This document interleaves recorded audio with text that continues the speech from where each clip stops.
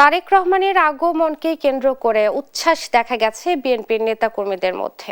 ময়মনসিংহ থেকে এ নিয়ে বিস্তারিত জানাতে আমাদের সঙ্গে যুক্ত হচ্ছেন সহকর্মী ইলিয়াস আহমেদ।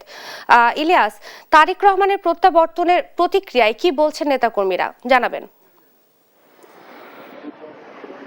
দীর্ঘ 17 বছর পর তারেক রহমানের প্রত্যাবর্তনকে ঘিরে কিন্তু আমরা দেখেছি ব্যাপক উচ্ছ্বসিত ময়মনসিংহের নেতাকর্মীরা, অর্থাৎ বিগত কয়েকদিন ধরেই তারা মিছিল, মিটিং এবং আনন্দ উচ্ছ্বাস কিন্তু তারা করছেন এবং তারা বলছেন যে রাজনীতিতে কিন্তু নতুন মেরুকরণ যুক্ত হচ্ছে এবং তারেক রহমানের নেতৃত্বে কিন্তু বাংলাদেশ এগিয়ে যাবে, সেই বিষয়টি কিন্তু তারা বলছিলেন। অর্থাৎ নেতাকর্মীরা আমরা দেখেছি বিগত কয়েকদিন ধরে কিন্তু তারা তারেক রহমানের আগমনকে ঘিরে তাদের মধ্যে যে উৎসাহ, উদ্দীপনা এবং সেগুলো তাদের দলীয় যে কুন্দর ছিল সেগুলো কিন্তু অনেকটা মিটে গেছে এবং নেতাকর্মীরা বলছেন নতুন বাংলাদেশের নেতৃত্বে তারেক রহমান আসবেন, অর্থাৎ সেই লক্ষ্যে কিন্তু তাদের যে ঐক্যবদ্ধ সেটি কিন্তু অনেকটাই জরুরি, সেই বিষয়টি তারা বলছিলেন। আমরা দেখেছি বিগত কয়েকদিন ধরেই কিন্তু বিভাগীয় শহর ময়মনসিংহে আনন্দ মিছিল, শুভেচ্ছা মিছিল সহ কিন্তু অনেক কর্মসূচি নেতাকর্মীরা হাতে নিয়েছেন। আমরা একটু যুক্ত হব ময়মনসিংহ 4 সদর আসনের ধানের শীষের মনোনীত প্রার্থী আবু ওয়াহাব আকন্দ আমাদের সঙ্গে রয়েছেন। আমরা একটু জানতে চাই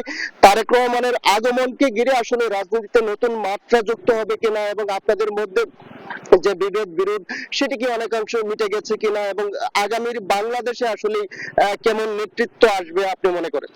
শুভ সকাল। আমরা যে কথায় বলি কালকে প্রমাণ পেয়েছি। বাংলাদেশের আগামী দিনের রাষ্ট্রনায়ক, বিএনপির ভারপ্রাপ্ত চেয়ারম্যান, উনি প্রায় 70 বছর পর বাংলাদেশে এসেছেন।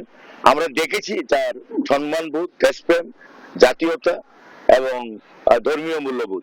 উনি বিমান থেকে নেমেই উনি আনুষ্ঠানিকভাবে শুরু করেন তার প্রিয় মাতৃভূমি বাংলাদেশের খাঁটি মাটি স্পর্শ করে উনি সম্মানটুকুই ভাবে দেখিয়েছেন, যে আপনারা দেখেছেন যে উনি নত শিরে জুতা খুলে উনি মাটিকে সম্মান করেন।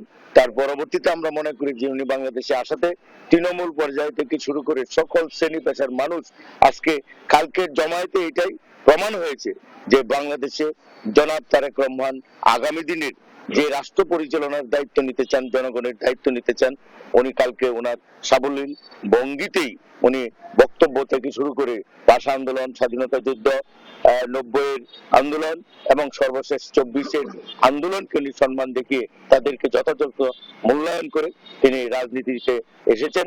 এবং আমরা মনে করি দলীয় নেতা কর্মী না শুধু, আজকে আমাদের কাছে কালকে সেই জমায়েত দেখে মনে হয়েছে যে এটা এই যাবৎকালের সর্বশ্রেষ্ঠ একটি অনুষ্ঠান হয়েছে। মানুষ বরণ করে নিয়েছে, জনগণ বরণ করে নিয়েছে। আগামী দিনে তার পরিকল্পনা 31 দফা বাস্তবায়নের মাধ্যমে উনি এই দেশকে স্বনির্ভর বাংলাদেশ করতে চান।